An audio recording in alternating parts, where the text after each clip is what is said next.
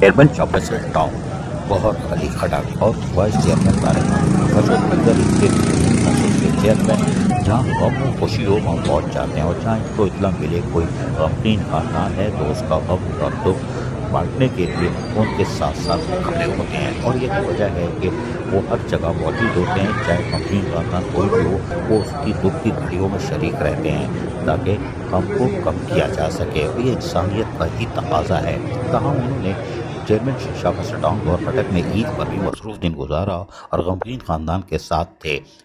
UC 5 गुलजार colony में एक उनके साथी थे पीर मोहम्मद खान के पोते के इंतकाल पर ताज़ियत के लिए फातह खानी करने पहुंच गए और यहां पर फातह खानी की। फातह खानी में चेयरमैन यूसी 5 के सलमान खान, चेयरमैन यूसी 7 के अब्दुल रहमान खान, जनरल काउंसलर जाहिद गोल, PS 96 के साबिक उम्मीदवार बख्त नवाज सवाती, अजब कोस्तानी, लतीफ़ सुहाती और दीगर मोहसिन थे।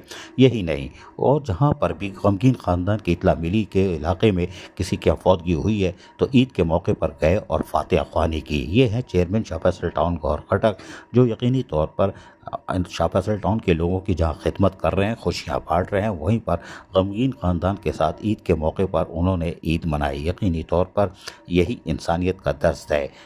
अजीज़ आरिफ, KBS बल्दियाती न्यूज़, कराची।